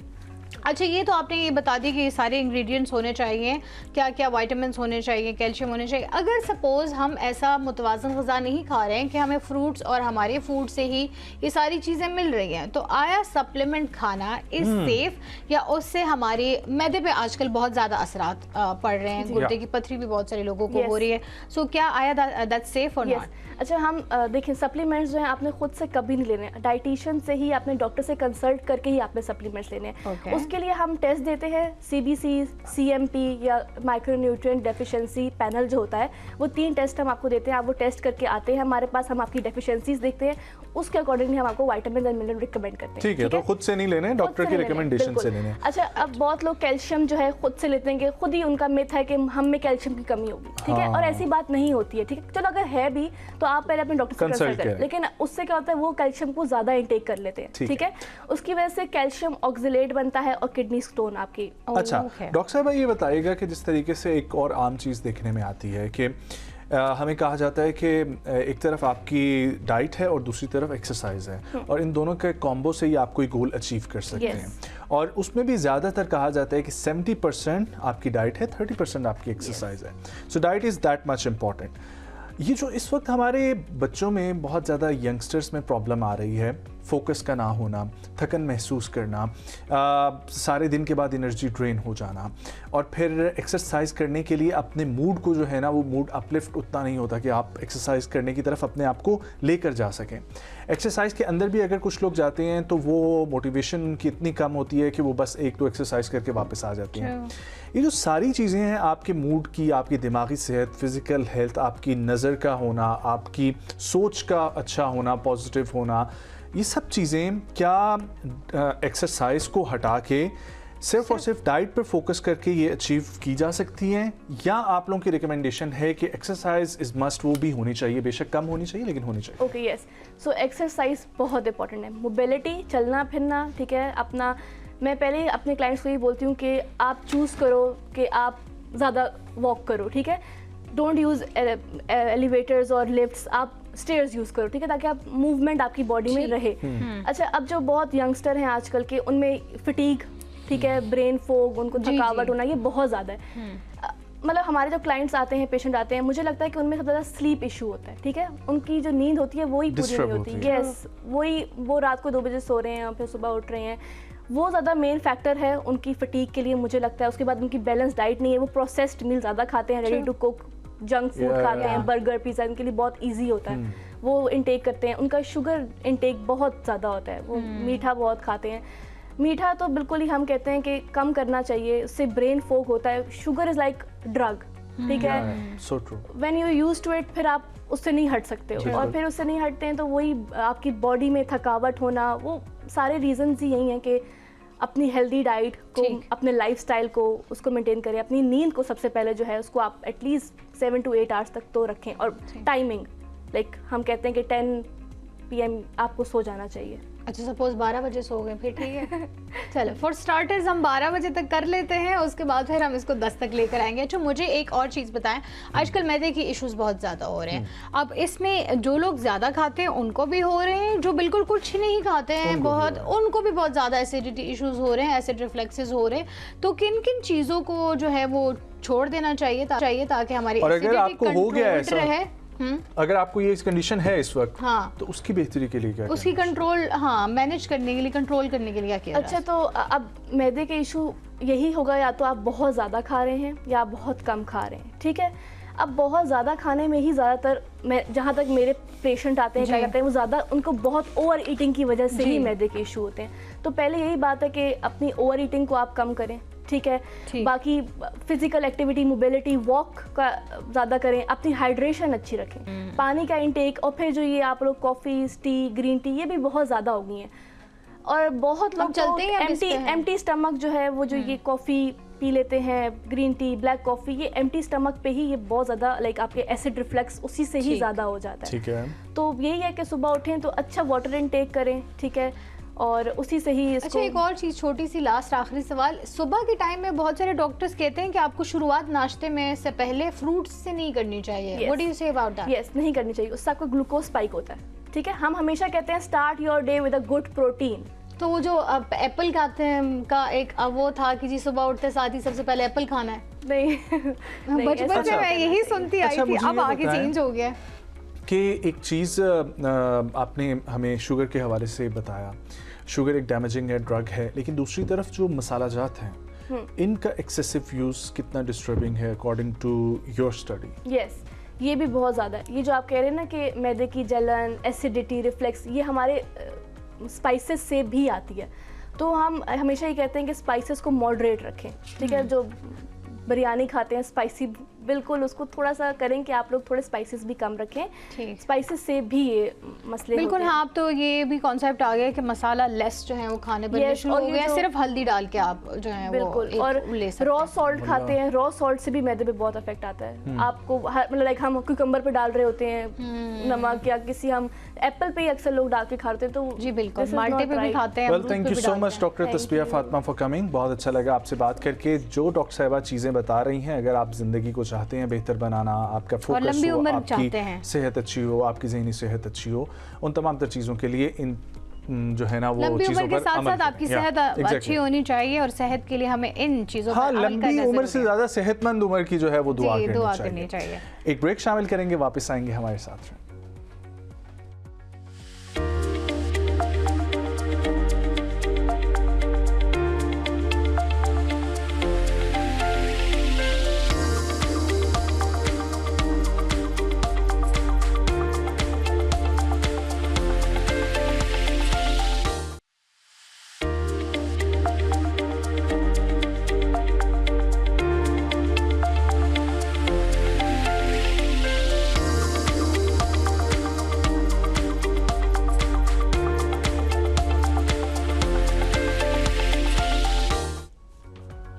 Welcome back once again. इस सेगमेंट में हम लोग बात करेंगे एक इंतहाई अहम टॉपिक के ऊपर जिसकी तरफ नज़र डालने की सबको ज़रूरत है, दैट इज़ सस्टेनेबल लिविंग, पायदार तर्ज़ ज़िंदगी। और पायदार तर्ज़ ज़िंदगी कैसे हासिल की जा सकती है, ये एक्चुअली कॉन्सेप्ट है क्या, इसी के ऊपर बात करने के लिए हमारे साथ ऑर्गेनिक फार्मर हैं और फाउंडर हैं एब्सोल्युटली ऑर्गेनिक एंड मोमेंटोज़ के, जो इस सेक्टर में तवज्जो दे रहे हैं और उन्होंने कॉर्पोरेट गिफ्टिंग जो है वो माहौल दोस्त करने के लिए कुछ काम किया है। वो भी उनसे जानेंगे, उनकी ऑर्गेनिक फार्मिंग के ऊपर भी बात करेंगे और सस्टेनेबल लिविंग के हवाले से वो हमें बताएंगे। हमारे साथ मौजूद हैं जनाब हसन नसीर खान साहब। अस्सलाम वालेकुम हसन साहब, बहुत शुक्रिया। Thank you so much for joining. Hasan साहब, सबसे पहले तो ये बताएं कि ऑर्गेनिक फार्मिंग में आपको अरसा दराज हो चुका है, तो थोड़ा उसकी जर्नी के हवाले से हमें बताइएगा प्लीज़। जी, बेसिकली तो ये मैंने बचपन से इसका शौक़ किया है और उसी को फिर मैंने, क्योंकि it was the most needed thing in Pakistan, तो फिर मैंने इसी को as an a business adopt किया। और we have been farming vegetables, we have been farming the chickens, goats, हमने इस पर बहुत ज़्यादा वर्कआउट किया हुआ है ऑलरेडी। और इसके साथ जिस तरह के हमने टॉपिक चूज़ किया है सस्टेनेबल लिविंग, तो ये इसके साथ बहुत ज़्यादा, इसके एक्चुअली जो असरात थे ना वो नहीं जा पा रहे हैं लोगों तक। यानी कि एक हद तक जा पा रहे हैं, लेकिन एक मुकम्मल जो इसका असर होना चाहिए था ऑर्गेनिक फार्मिंग का, वो हम नहीं दे पा रहे। सो सर, बेसिकली कॉन्सेप्ट क्या है ऑर्गेनिक फार्मिंग का? ऑर्गेनिक फार्मिंग बेसिकली कि आप केमिकल्स से दूर रहें। आप अपनी मिसाल के तौर पे if you are harvesting vegetables, तो आपने कंपोस्ट पे रहना है, आपने यूरिया इस्तेमाल नहीं करना। Urea is not good for your health. आपने पेस्टिसाइड्स को यूज़ नहीं करना, केमिकल पेस्टिसाइड्स को। हमारे अपने ऑर्गेनिक स्प्रेज होते हैं जिसको हम इस्तेमाल करते हैं ताकि आपकी सेहत पर उसके असरात ना हो। तो this is basically an organic farming. देसी मतलब organic is new generation word. इसका जो बेसिक था थीम वो था देसी ज़िंदगी, एक गांव वाली ज़िंदगी जो कि असल ज़िंदगी थी। जैसे हम पहले देखते थे, जो पहले के किसान करते थे, आपने उसको दोबारा से जो है रीइन्वेंट करने की कोशिश की। पायदार तर्ज ज़िंदगी और जो माहौल दोस्त गिफ्टिंग का एक आपने कॉन्सेप्ट लेकर आए, it is very new. So sir, आम आदमी को समझने में ज़रा आसानी करने के लिए बताइए, व्हाट इज़ दिस कॉन्सेप्ट? पायदार sustainable living is basically a lifestyle, it is not a destination. यानी कि you will have to implement it on your daily course.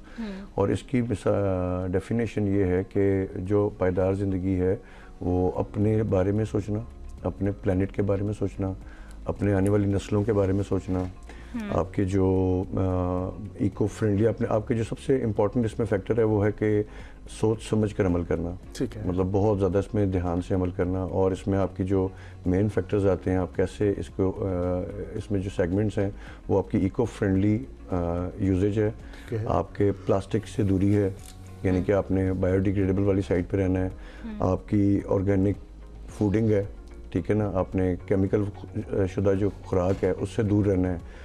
इसके अंदर आपके सर इनफैक्ट कपड़ों तक का आ जाता है कि आपने कपड़े वो इस्तेमाल करने हैं जो ज़्यादा से ज़्यादा इस्तेमाल हो सकें, दोबारा इस्तेमाल, रिसाइकलिंग प्रोसेस में वो जा सकें। यानी कि आपने कोई भी चीज़ ऐसी रखनी है जो कि जिसकी लाइफ स्पैन बहुत लंबा हो, ना कि आप छोटी छोटी लाइफ स्पैन। अभी जिस तरह शॉपर है तो उसका बहुत छोटा लाइफ स्पैन है, आप इसको यूज़ करके उस टाइम फेंक देते हैं और वो माहौल के लिए बहुत डेंजरस है इस टाइम। उसकी बनस्बत अगर आप कपड़े का बैग यूज़ कर रहे हैं तो इट गोज विद एजेस, मतलब एक कपड़े का बैग बहुत लंबा अर्सा चल सकता है। एग्जैक्टली। सो इसी तरीके से कुछ आपके कॉर्पोरेट गिफ्टिंग भी है, कोई आप ऐसी चीज़ें इंट्रोड्यूस आपने करवाई हैं कि एक कॉर्पोरेट ऑफिस में जो है वो किसी को गिफ्ट की जाए तो उसका कोई मकसद हो और वो माहौल दोस्त हो, इसी तरीके से आपका? बिल्कुल ऐसा ही है। हम लोगों ने बेसिकली एक तो हमने सबसे पहले इसमें सपोर्ट करना चाहा ऑर्गेनिक फार्मर्स को, ताकि उनकी जो प्रोड्यूस है वो ज़ाया ना जाए। नॉर्मली लोग इस साइड पे भी आते हुए इट विल टेक टाइम, लोगों में एजुकेशन अभी इतनी ज़्यादा नहीं है कि व्हाट दे आर ईटिंग, तो हमने इसमें लोगों तक पहुंचाया ऑर्गेनिक फार्मर्स, क्योंकि हम we are some 26 different vendors all over the Pakistan, तो हम सारे के सारे ऑर्गेनिक फार्मिंग कर रहे हैं। और हम चाहते थे कि उसको वेस्ट ना हो। हमने इसको बॉटल आइटम किया, बॉटल करके हमने बॉक्सेस ऐसे बनाए, हैंडमेड बॉक्सेस हैं हमारे जो कि बहुत पायदार हैं, यानी कि they even go with the ages. आप बॉक्स को गिफ्ट को यूज़ करने के बाद you can use those boxes as well एक लंबे अरसे के लिए, सही। और उनसे कोई मतलब बुरे असरात भी नहीं अच्छा, आपने कहा ये अपने 25 से 26 आप लोगों के वेंडर्स हैं थ्रू आउट जो ये काम कर रहे हैं, सो ये बताइएगा कि आया वो सारे जो हैं वो भी ऑर्गेनिक अपने अपने फार्मिंग्स जो हैं वो करते थे? आप सब ने एक कम्युनिटी बनाई जिसमें आप लोगों का सब ये एक कॉन्सेप्ट था और आपने उसको एग्जीक्यूट करने के लिए काम किया, ऐसा है? या फिर जो है आपने खुद इसका इनिशिएट किया और उसके बाद आपने जो है पैनल पे लोग इकट्ठे किए और उनसे रवाबित बनाए? एक्चुअली मैंने सर आपको बताया कि मैं तो काफ़ी अरसे से शौक कर रहा था ये। जब मैं इस फील्ड में आया तो मुझे पता लगा काफ़ी लोग हैं जो बहुत मेहनत कर रहे हैं इस पर, और मुझे जो दुख हुआ वो ये हुआ कि लोग उसकी मेहनत को वापस रिबेट बैक नहीं कर पा रहे। यानी कि उसको उस तरह से मैं इसमें रिक्वेस्ट ये करना चाहता हूँ कि कोई भी इलाका है, आप अपने फार्मर के पास जाएँ, आप उसको कहें कि वी आर रेडी टू पे यू मोर, लेकिन हमें सब्ज़ी सही खिलाओ। अपने दूध वाले के पास जाएँ, उससे कहें वी आर रेडी टू पे you more in the market, आप हमें टीकों के बगैर दूध दें, ठीक है ना, यानी कि we need to support the farmers. तो ये सारे के सारे ऑलरेडी थे, फिर हम आपस में जुड़े, फिर मैंने क्योंकि मुझे गिफ्ट बॉक्सेस का काफ़ी था शौक भी था, तो फिर मैं इस साइड पे आया और हम लोगों ने फिर इसको क्या सिर्फ एक बॉक्स देते हैं या बॉक्स के अंदर कोई चीज़ होती है, क्या मतलब गिफ्ट्स हैं? हमारे ज़्यादातर फूड प्रोडक्ट्स थे। अच्छा, यानी कि हम जो स्टार्टअप हमने लिया था वो फूड प्रोडक्ट्स था। There were honeys, there were desi ghees और सुपर फूड। बहुत शुक्रिया हसन साहब आपके वक्त के लिए। ख़वातीन ज़रा sustainable living is very important. आप रोज़मर्रा की ज़िंदगी में वो आदत अपनाएं कि ज़्यादातर आप अपने प्लानट को महफूज बना सकें, अपने माहौल दोस्त तर्ज ज़िंदगी अपनाएं, चाहे गाड़ियों के लेस इस्तेमाल से हो, कपड़े ऐसे लेने चाहिए जो ज़्यादा से ज़्यादा इस्तेमाल हो, ऐसे बहुत सारे तरीक़ेकार हैं जिनको अपना के आप अपने प्लानट को महफूज बना सकते हैं। लास्ट सेगमेंट है हमारा जी बुक रिव्यू का। और आज हमारे पास जो किताब है वो बहुत ही एक इम्पॉर्टेंट मैसेज देती है हर इंसान को जो इसको पढ़ना चाहे और समझना चाहे। जेम्स क्लियर एक ऑथर हैं, उनकी लिखी हुई किताब है एटॉमिक हैबिट्स। अब ये एटॉमिक हैबिट्स जो है, ये नाम सुन के तो ऐसा लगता है कि ऐसी कौन सी तबाहकारियों की ये किताब है, लेकिन कुछ ऐसा है नहीं।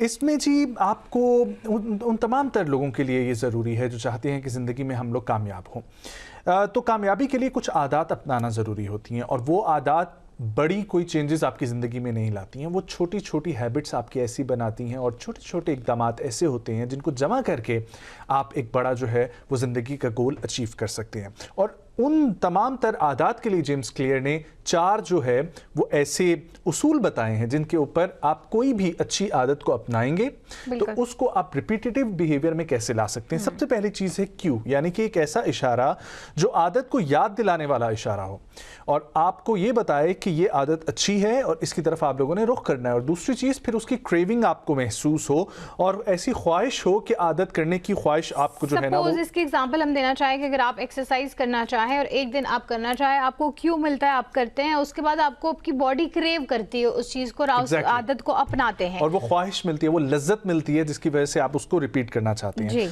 फिर उसके बाद रिस्पॉन्स, अमल को आसान और मुमकिन बनाएं और फिर ऐसा अमल हो कि आपकी बॉडी उसको रिस्पॉन्स करे और उसकी तरफ जो है ना वो जाए, और फिर लास्ट में उसका रिवॉर्ड। अगर वो अमल आप कंप्लीट कर लेते हैं, चाहे एक्सरसाइज की हम लोग एग्जांपल में, आपको एक ज़हनी तौर पर अचीवमेंट महसूस होती है और आपको अपने आप को इनाम जो है वो देना होता है, और वो इनाम इस वजह से देना होता है ताकि वो दोबारा से रिपीटेटिव बिहेवियर जो है ना वो आपको करना पड़े, और वो जब आप दोबारा से करेंगे तो आपकी ज़िंदगी का हिस्सा बन जाए। अब जैसे हम बच्चों को बोलते हैं कि आपने स्वेयर नहीं करना, आपने कसम नहीं खानी, आपने झूठ नहीं बोलना, हम उनको रिपीटेटिव जब ये चीज़ बताते हैं तो वो कम हो जाती है और उसके बाद उनकी बॉडी और उनका जो बिहेवियर है वो रिस्पॉन्स करना शुरू कर देता है, फिर वो चीज़ नहीं करते।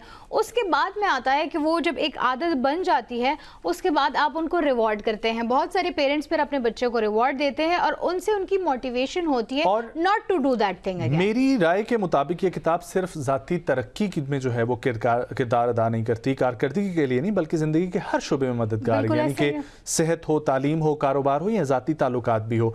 और हमें ये याद दिलाती है कि कामयाबी का राज बड़े इक़दामात में नहीं बल्कि मुसलसल छोटे और मस्बत कदम उठाने में है। आप रोज़ अगर एक छोटी सी जो है बेहतरी लाने की कोशिश करें, लेट्स सपोज आप एक्सरसाइज नहीं करते, जैसे हमने एक्सरसाइज की बात की, आप वॉक से शुरू करें, थोड़ी सी वॉक रोज स्टार्ट करें।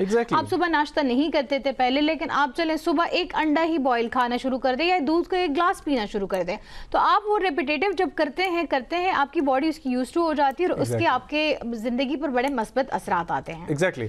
सो अगर आप चाहते हैं कि आपकी जिंदगी बेहतर हो तो जेम्स क्लियर की किताब एटॉमिक हैबिट्स जरूर पढ़िएगा। और हमारी भी ये आप लोगों को वैसे रिक्वेस्ट है कि अपनी जिंदगी में रोज की बेसिस पे एक छोटी सी बेहतरी लाने की कोशिश करें। डेफिनेटली जी। आज के प्रोग्राम से मुझे और नाजिश को दीजिए इजाजत। मुलाकात होगी आप लोगों से मंडे को। वीकेंड एंजॉय कर अपना बहुत सारा ख्याल रखें। अल्लाह हाफ़िज़। अल्लाह ने के बाद।